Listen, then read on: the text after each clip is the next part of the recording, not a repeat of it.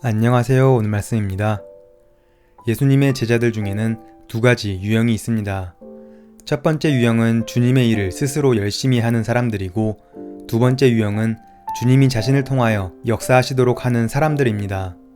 오늘은 그 차이에 대해 나눠보고자 합니다. 첫 번째는 주님의 일을 스스로 열심히 하는 유형의 제자입니다.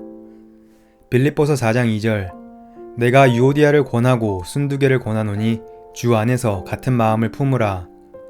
유오디아와 순두개는 빌립보 교회에 충성스러웠던 여성 지도자였으나 한편으로는 교회 내 분열과 시험을 일으키는 사람들이었습니다. 사도 바울은 두 사람에게 주 안에서 같은 마음을 품으라고 권면했습니다. 이 말씀을 통해 열심히 무조건 좋은 것만은 아니라는 것을 알 수 있습니다. 유오디아와 순두개 같은 유형의 사람들은 열심히 있으나 주도권을 자신이 가지고 있는 사람입니다. 그래서 잘한 것은 자랑과 교만으로 나타나고 잘 안 된 것은 불평과 낙심으로 나타납니다. 주변에는 계속되는 갈등과 다툼이 있고 시험거리가 많습니다. 두 번째는 주님께서 자신을 통하여 일하시도록 하는 유형의 제자입니다. 로마서 15장 17, 18절, 그러므로 내가 그리스도 예수 안에서 하나님의 일에 대하여 자랑하는 것이 있거니와 그리스도께서 이방인들을 순종하게 하기 위하여 나를 통하여 역사하신 것 외에는 내가 감히 말하지 아니하노라. 사도 바울은 자신이 한 일을 나타내고 드러내는데 결코 관심이 없었습니다. 그가 말하고 싶은 것은 오직 예수님께서 자신을 통해 어떻게 역사하셨는지에 관한 것입니다. 삶의 주도권이 예수님께 있었음을 말해주는 것입니다. 사도 바울처럼 삶의 주도권이 예수님께 있을 때 하나님의 역사가 드러납니다. 내가 일하는 것처럼 보이지만 실제로는 하나님께서 일하시기 때문입니다. 어떤 일이 잘 되어도 교만하지 않고 겸손할 수 있습니다.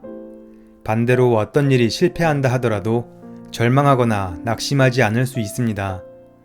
자아가 드러나지 않기 때문에 갈등과 분쟁도 사라지고 하나가 될 수 있습니다. 예수님께서 우리를 통해 역사하실 수 있으려면 자아의 죽음을 받아들이고 고백해야 합니다. 우리의 옛사람은 예수님과 함께 십자가에서 죽었습니다. 우리가 해야 할 일은 그 사실을 아멘으로 받아들이는 것과 입술로 고백하는 것입니다. 그러면 주님께서 역사하십니다. 이것은 우리가 아무것도 하지 않는 것을 말하는 것이 아닙니다. 죽음을 믿고 고백한다는 것은 예수님께 맡기고 완전히 순종하는 상태를 말합니다. 나의 의지를 버리고 주님의 의지로 행하고 나의 감정이 아니라 주님의 감정으로 느끼고 나의 지식과 경험에 의존하지 않고 매 순간 주님께 묻는 자세로 사는 것을 말합니다.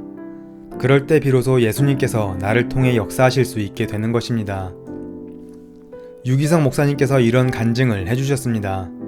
신학대학원에 말씀을 전하러 갔습니다.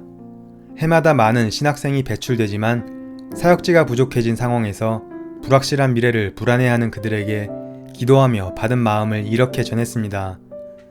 여러분은 왜 졸업 후에 사역할 임지가 없다고 생각하십니까? 임지는 많습니다.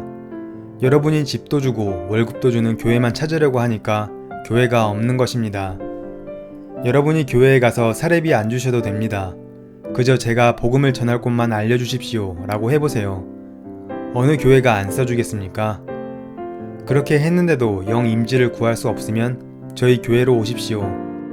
교회 재정상 사례비를 드리지는 못해도 열심히 전도하시겠다면 얼마든지 환영하겠습니다. 그런데 정말 교회로 찾아온 전도사님과 목사님들이 있었습니다.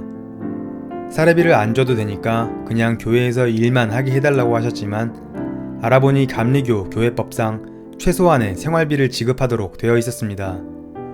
그리고 한 해 동안 교회는 갑자기 맞이하게 된 7분의 교역자들의 사례비를 충당하느라 비상 재정 운영을 해야 했지만 죽기를 각오한 7명의 사역자로 인해 그 해에 놀라운 일들을 경험했습니다.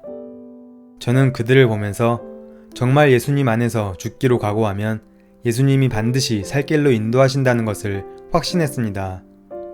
우리는 보통 나를 향한 주님의 계획은 무엇입니까? 라고 묻습니다. 주님의 뜻을 묻고 있지만 여전히 주체는 나입니다. 우리의 질문이 바뀌어야 합니다. 우리는 그저 주님의 계획은 무엇입니까? 라고 물어야 합니다.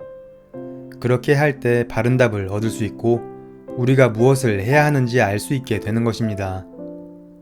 주님의 계획에 따라 살아가는 우리가 되길 기대합니다.